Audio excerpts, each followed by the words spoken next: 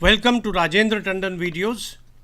We continue with Bhartrihari, who occupies a prominent place among the ancient poets of Sanskrit literature. He belonged to the eminent tradition of Valmiki, Vyas and Kalidas. Although his output was not very large, it had a brilliant quality of thought and imagination. He wrote prose as well as verse as it pleased him. His competence as a poet has been commented upon almost by anyone who has written about ancient India or on ancient Sanskrit literature. Writes Professor A.L. Basham in his monumental treatise, The Wonder That Was India. The best thing in medieval poetry are to be found in the single stanza poems. The finest poet in the Yon was Bhartrihari, thought to have lived in the 7th century, who left no long poems but only 3 centuries of separate stanzas on the subject of worldly wisdom.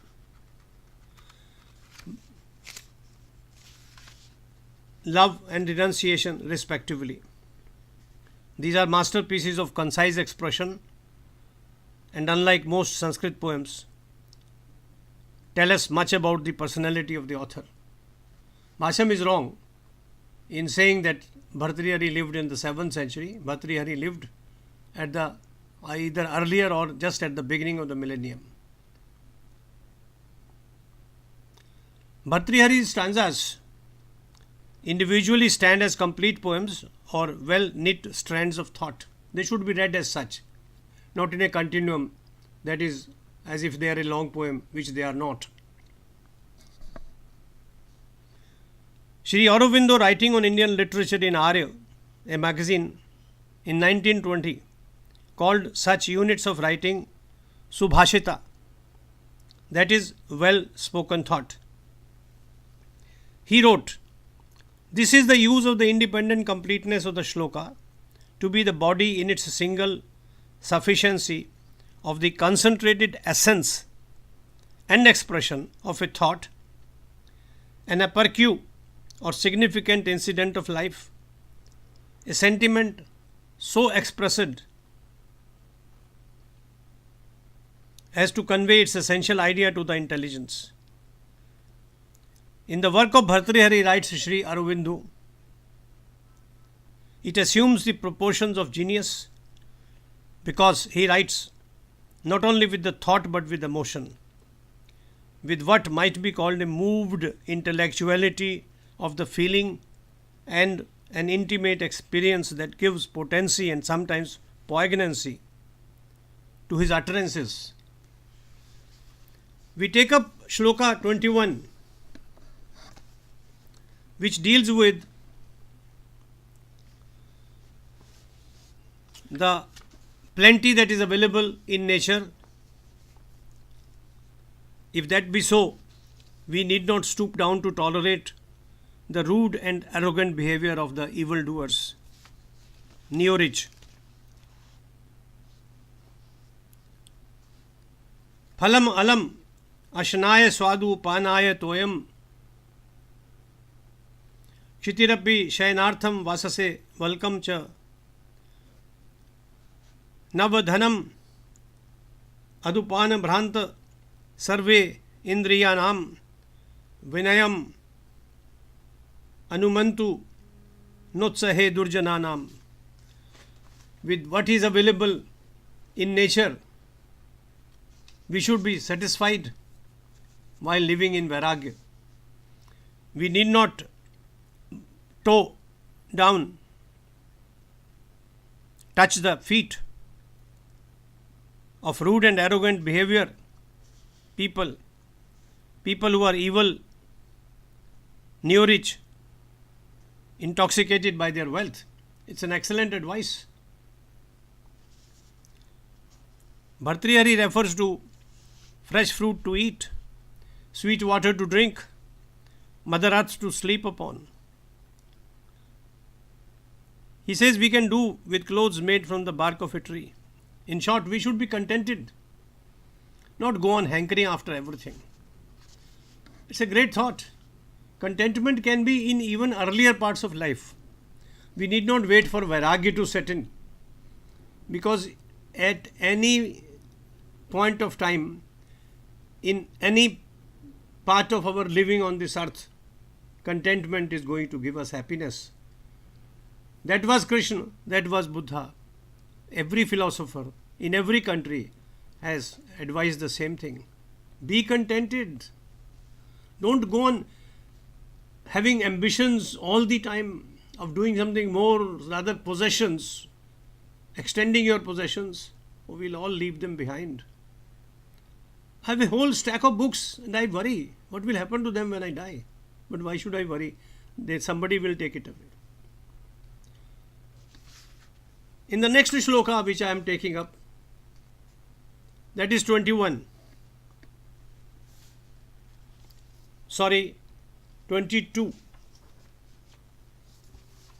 Bhartrihari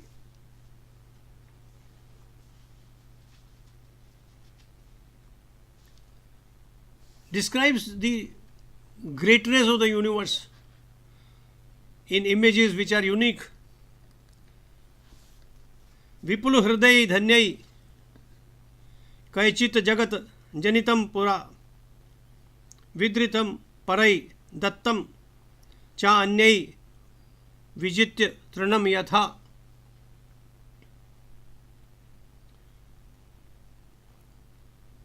इह हि भुवना अन्यन्ये धीरा चतुर्दशम भुंजते कतिपयपुर स्वाम्ये पुंसाम क एष मदज्वरा. I am reading now in English and mark the images. Generous souls like Brahma, writes Bhartrihari, have created this world. The great Vishnu has preserved it.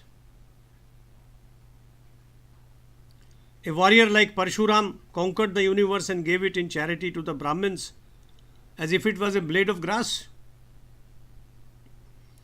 Great and glorious kings like Bali rule with sovereignty over the 14 spheres. When this is so, advises our poet, it is totally unbecoming and unjustified for a petty ruler to be ignorant. This is an address to the kings who think they can do anything with anybody. Parashuram, a celebrated Brahmin warrior, the sixth incarnation of Vishnu, carried an axe as his weapon. He is reported to have destroyed all the Kshatriyas, the warrior caste. Mythologically speaking, he is still alive, wandering somewhere on the Mahendra mountain, west coast of India. There is a temple also there. And Bali is the name of a demon king, grandson of Prahlad, and a powerful sovereign of his day. He rules in Patal, the Netherlands.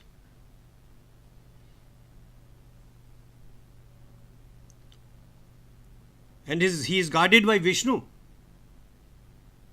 Very interesting. He had given away all his charity to Vishnu, who came as Vaman avatar, the dwarf avatar.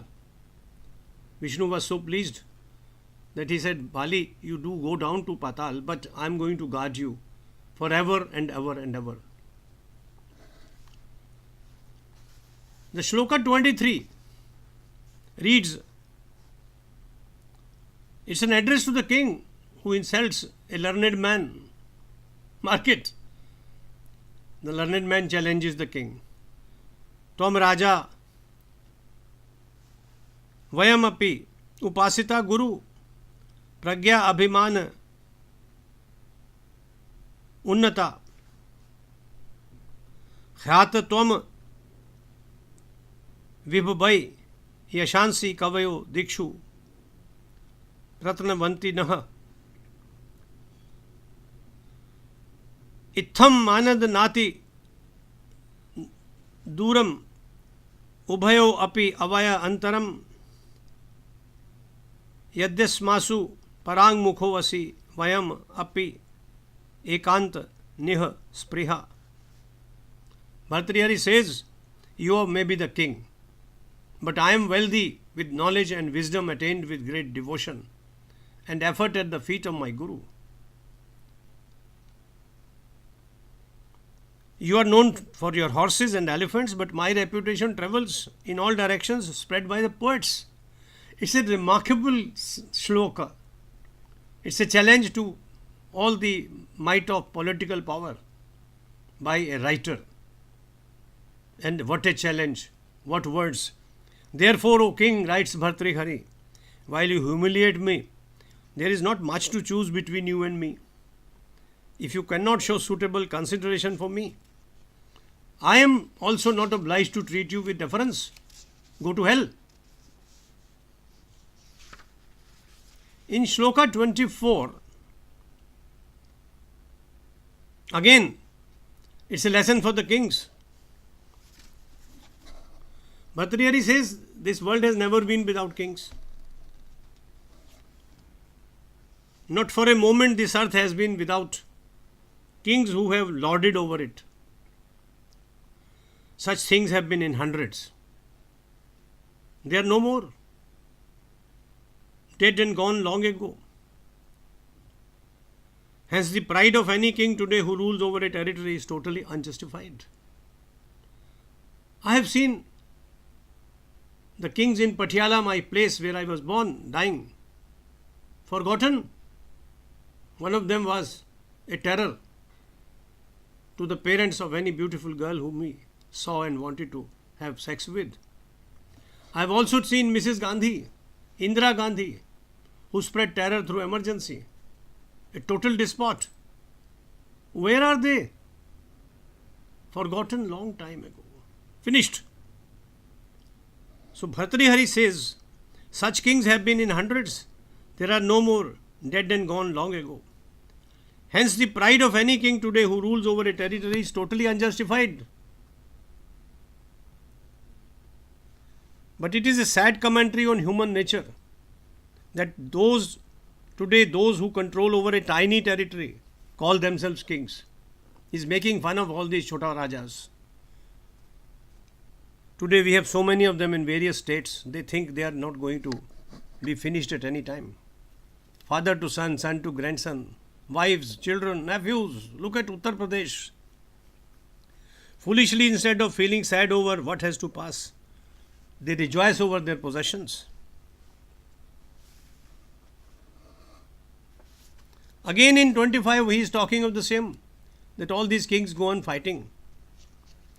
This earth surrounded on all sides by oceans is undoubtedly an insignificant possession. Mrit pindo jal rekhaya valyeta sarvo api ayam nanu anu angi kritam sa eva sanyug shatai ragyam ganai bhujyate. He says, this is not a significant possession, you are ruling over a territory. But he says, these kings go on fighting. Present day we fight elections, they used to earlier fight with swords. And here is, in Bengal, there is another king who goes on fighting with everybody else. They divide the territory and rule over their parts. These kings have never repaid anything to the earth, writes Bhartrihari. Nor are they doing it today. How true! All selfish people, yesterday's and today's politicians, they just want to rule, tell lies to the public, get control over states or corporations or municipal corporations and then make money. One mayor of Bombay has increased her wealth from 1 crore to 37 crores in 5 years. How? How did she do it? So Bhartrihari says they are petty in reality and paupers. The wretched persons who cringe before such miserly kings for charity are to be pitied and scorned. So he says just don't care about them. Kick them in their ass. This was Bhartrihari. He had been a king, he knew that ultimately all things come to an end. I thank you for listening to me. I hope you are enjoying I am enjoying, and I am sure you would also be enjoying. Bye bye for the time being. We meet again.